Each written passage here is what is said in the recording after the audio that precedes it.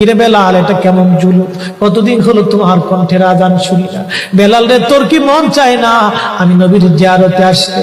বেলাল আয়, আমি নবীর জিয়ারতে আয় রে বেলাল আয়, কতদিন হলো তোমার কণ্ঠের আজান শুনি না।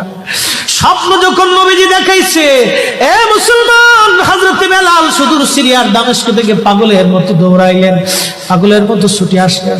যখন মদিনাতে আসলেন তখন তাহাজ্জুদের সময় চলতেছিল। তাহাজ্জুদের সময় চলার সময় হযরত বেলাল রাদিয়াল্লাহু আনহু কাঠের জালি দিয়ে তখন রওজা শরীফ ঘিরে রাখা ছিল।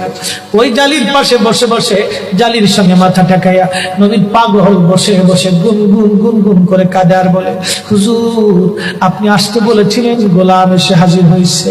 নবী গো, আজান দিতে বলেছেন, আমি আজান দিলে আপনি আগে নামাজ আসতেন, এখন আজান দিলে কি নবী আপনি নামাজে আসবেন? হুজুর এখন আজান দিলে কি আপনি নবী নামাজে আসবেন? নতুন মুয়াজ্জিন আসছে আজান দেওয়ার জন্য, এসে দেখে নবীর মুয়াজ্জিন বেলাল কাঁদে। ডাক দেখে মদিনাবাসী, শুনছো নবীর মুয়াজ্জিন ফিরে এসেছে, বেলাল আসছে, বেলাল ফিরে আসছে। এই কথা শোনার পরে সব সাহাবী ঘর থেকে বের হয়ে দৌড়ায় এসে দেখে বেলাল কাঁদে। সাহাবীরা বলে, বেলাল আজান দাও, কতদিন হলো তোমার কণ্ঠের আজান শুনি না। বেলাল আজান দাও, কতদিন হলো আজান শুনি না রে বেলাল। বেলাল বলে, সাহাবীরা রে, আমি আজান দিলে কি নবী নামাজ আসবে বলো? সালমান ফারসি রাদিয়াল্লাহু আনহু ডাক দেখে, সাহাবীরা আমাদের কথায় বেলাল আজান দিবে না, তোমরা যাও দেখো হাসান আর হুসাইন দুইজন ঘরের মধ্যে আছেন। ইমাম হাসান হুসাইন রাদিয়াল্লাহু আনহুমা যদি বলে তাহলে বেলাল অবশ্যই আজান দিবে। সালমান ফারসির পরামর্শে সাহাবীরা দৌড়ায় গেলেন। বর্তমান 7 নম্বর গেট বাবুস সালাম বরাবর একটা মসজিদ আছে, মসজিদে আলী।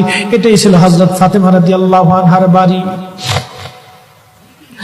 এই বাড়িতে দৌড়ে যাওয়ার পরে ইমাম হাসান হুসাইন রাদিয়াল্লাহু আনহুমা দুইজনকে নিয়ে আসা হলো।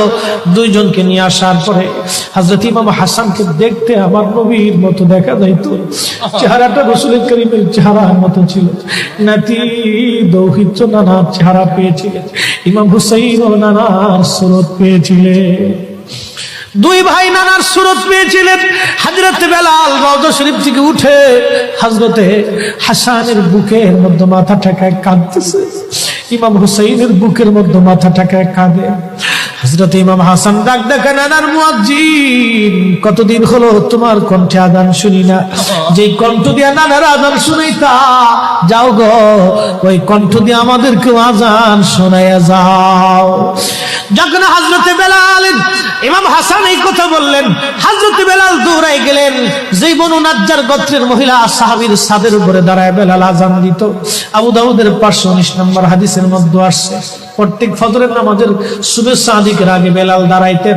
দাঁড়ায় আযানের আগে বলতেন, আল্লাহুম্মা ইন্নী আহমাদুকা ওয়া নাস্তাঈনুকা আলা কুরাইশিন ইউকিমুদ্দীনাক। প্রত্যেক ফজরের আযানের আগে এই দোয়াটা পড়ে বেলাল আযান শুরু করতেন।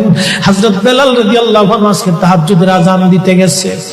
আযান দিতে যাওয়ার পরে হযরত বেলাল যখন আযান দিলেন, আল্লাহু আকবার, আল্লাহু আকবার, আযানের মধুর ধ্বনি সারা মদিনার রন্দে রন্দে ছড়িয়ে গেল। মদিনার ঘর থেকে সব সাহাবী বের হয়ে দৌড় মারছে। আবার যখন বলেন আল্লাহু আকবার, আল্লাহু আকবার, সব সাহাবী, মহিলা, বৃদ্ধ, বনিতা ঘর থেকে বের হয়ে দৌড় মারছে। যখন বলল আশহাদু আল্লা ইলাহা ইল্লাল্লাহ, মদিনার ঘর থেকে সব মহিলারা ঘর থেকে বের হয়ে দৌড় মারছে রে, আর কান্না করে, নবী বুঝি ফিরে আসছে রে। আবার যখন বলেন আশহাদু আল্লা ইলাহা ইল্লাল্লাহ, তখন মদিনার মানুষ কান্না করতেছিল, গুন গুন গুন গুন করে কান্না করে। মদিনার ভিতরে আওয়াজ বের হয়ে গেল, নবী বুঝি আসছে রে, নবী বুঝি ফিরে আসছে রে, নবী বুঝি ফিরে আসছে রে, নবী বুঝি আসছে। হযরত বেলাল যখন বলেন আশহাদু আন্না মুহাম্মাদুর রাসূলুল্লাহ, মদিনার মাটিগুলি থরথর থরথর করে কেঁপে উঠছে রে। মদিনার মানুষের কান্না বেড়ে গেল। হযরত বেলাল অজ্ঞান হয়ে জমিনের মধ্যে পড়ে গেলেন, তিনি বেহুশ। নবীর আশিক বেহুশ হয়ে গেলেন। বেলালের মতো আশিক যদি আমরা হইতাম, এ দুনিয়ায় নবীর